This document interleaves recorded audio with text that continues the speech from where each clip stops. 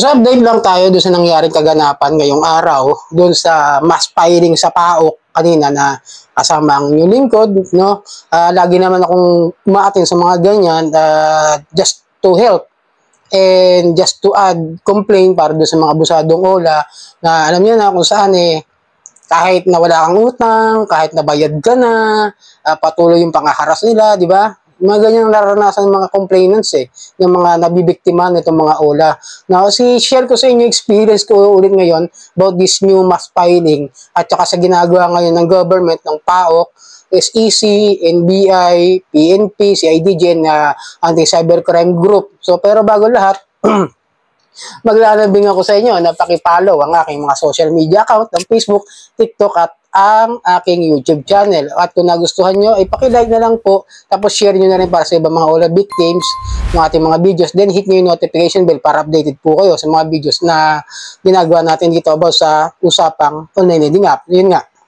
So, sabi nga ng PAOK sa post nila, no, ang gobyerno ay nag-launch ng nationwide crackdown on abusive online lending applications. Ayon sa PAOK na ginawa kanina na ito nga, sumama ako kasama si Kikay Bautista, ayan, ang leader ng UOBM at ang Fight Online Loan Sharks, no? Yung mga groups na yan, siya ang admin sa mga yan at siya ay nag-organize, kasama ang PNP, yung mga yan, nagsama-sama kanina, and they how to tackle and how to crack down this abusive olas at para pag-usapan na kung lumalaganap na mga paglabag ng mga pautang na ginagawa nitong mga to. So, yung time na yun, no, medyo tinanghali ako, share ko lang sa inyo, medyo tinanghali ako nung punta dahil una, pasukan, ang hirap sumakay din, tanghali na, talagang asin, huli na yata ako dahil nung umaga may interview na yata doon. Share ko na, hindi ko na naabutan, pero naabutan ko na si Kikay yung interview. Shoutout Kikay. Minsan maggawa tayo ng video. Sabi mo naman yan, gagawa natin ng, gagawa natin ng time at ng date, gagawa natin ng tamang oras kasi medyo busy tayo pareho, okay? Kasama natin yan, siyempre siya talaga yung nag-organize halos lahat ng mga mass filing since 2022 or 23. Kung di ako nagkakamali, no, yung pinakaunang mass filing namin sa PNP, anti-cybercrime doon sa Krami, yung halos 50 plus na katao. Then sumunod, yun nga, sa zona kami, sa State of the Nation address, doon kami, nagtambay kami talaga ron, naghahanap ng makakatulong para sa mga advokasya namin dito sa mga paglaban sa online lending apps. And then, no, share ko lang sa inyo na yung mga complaints ninyo, no, yung mga pagpapile natin ng complaint, hindi sa yan agad magkakaroon ng resulta. Tandaan niyo, ang due process po ay may tamang proseso at hindi yan yung parang nagtimpla lang tayo ng instant coffee 3-in-1 o nagluto tayo ng instant noodles na makakagawa agad tayo ng mami, di ba? Hindi po yan ganun.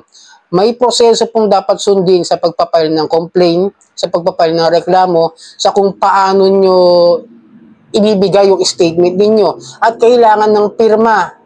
Tandaan nyo, mahalaga po yung pirma ng inyong statement dyan sa pagpapile ng complaint. Lalo na ako, ang dami ko ng share. Pero sabi sa inyo, hindi ako nawawalan ng pag-asa sa ganitong klase kahit na nakakaramdam na kami ng pagod. Si Kikay lalo na, tsaka yung mga team niya, yung mga admins niya, halos araw-araw. Kaya kami, nag-uusap nga kami kanina, talagang same situation na pagod pagdating sa bahay dahil yung lakad, di ba? Yung pag-iisip mo kung paano mo i-organize yung napakalaking salute para kay Ma'am Kikay, no? Yung ating admin sa mga UOBM at false VIP ng mga group sa Facebook. God, salute ako talaga sa ginagawa niya, talagang as in, di ba? Talagang tinutukan din niya kahit na problemado rin din. Pero yung mga kino-complain ninyo, no? Yung mga ola ng mga abusado dyan, yung mga nautangan, yung maaari dyan, kasama talaga. Ang wala lang naman talaga sa mga list ng mga nakikita ko ng mga may reklamo o may complaint is yung mga legit na mga hindi masyadong ma-issue. Alam niyo na kung ano yun. Yung mga bilis, yung mga tala, no? Yun yung mga kadalasan na hindi nasasama talaga sa complaint. Mostly. Kasi kung may issue man sila, pwede naman kayo makapag-unahin talaga. Unlike dito sa mga abusadong ola, na talagang ang laki ng impact sa trauma ng mga taong nagkautang dito na hindi alam yung gagawin at hindi alam kung paano lalabanan. May katabi nga ako kanina na medyo senior citizen na dalawa. Magkapatid sila, galing pa sila ng San Pedro, Laguna. Pumunta lang para lang mag-complain. Diba? Ganun. Kasi kung may time naman talaga, hindi ko nila lahat Kasi nasabi ko lang is kung may kakayahan kayo mag-file talaga ng complaint, that's the best way to fight these abusive online loan apps. Yung mga unfair deflection, yung mga irregularities nila sa mga interest, di ba? Yun. Kaya nga nagsama-sama sila para pagtuunan ng pansin ng mga ahensya ng gobyerno ngayon ito. Dahil ito mismo ay utos ni Pangulong Bongbong Marcos. Natutukan ng husto. Kahit man na pumunta ako sa main office ng PAOK sa Karami, di ba, nung huli, itong ginawa ko kasi ngayon is follow up para doon sa complaint ko about doon sa certain OLA na hanggang ngayon talaga hindi ako titigilan. Pero I understand that kasi kahit mag-complain ka, hindi naman agad-agad yan magagawa ng action na, nag-complain ako ngayon, bukas raid na. Walang ganon. Ititrace pa nila yan. They will provide the complaints. They will organize it. Then akit pa sila sa korte para humingi ng search warrant kung maaprobahan dahil nga may mga complaints sa mga gatong OLA, certain OLAs, di ba? Yung mga kilalang mga, alam nyo na yan, ayoko muna magbanggit, pero halos lahat ng mga kinukomplain ninyo nandoon na pansin ko, at yung mga, siyempre, ibang mga katabi natin, mga OLA victims, sinishare din na experience. And then, tandaan ninyo, walang bayad ang pag-complain. Walang bayad po yan, yung pagre-report, papal ng blatter, complain, statement of complaint lang, kailangan hihingan lang kayo ng ID info, yung mga naranasan nyo, i-share nyo sa kanila, pag-aaralan nila yan, siyempre, ihaharap sa korte yan, lahat yan, gagawin muna nila bago magkaroon ng first step para magkaroon ng raid. Then, pag nagka-raid, tandaan ninyo, in-explain ko rin yun sa ibang mga wala victims na nakakausap ko kanina, siyempre, bukod kay Kikay, ako naman naintindihan ko rin yung due process dahil nagkaintindihan nga kami about the due process ng pagpapal ng complaint. Sabi ko, once na magkaroon ng raid o hearing, at nangyari na nga, umakyat na sa korte, nagkakaroon na ng prosecution, investigation, puntahan po yung hearing. Kunwari, na-read si Johnny Ola, apps, na-read yung, kunwari, may Ola ako, di ba, na-read yun. Tapos pinapupunta kayo ng PAOK or ng tawag doon ng NBI, ng PNP, kung ano yung OLA na yan, na-raid yan, nautangan nyo yung OLA ko. Puntahan nyo po yun para magbigay kayo ng mga formal statements. Kasi hindi pwedeng puro yung akusado lang kasi tapos wala yung mga complainant.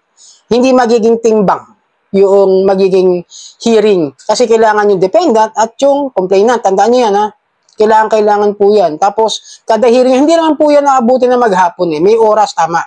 Paglaanan na lang natin ng oras. Kahit ako pinaglaanan ko, umabsent din po ako, kagaya ninyo.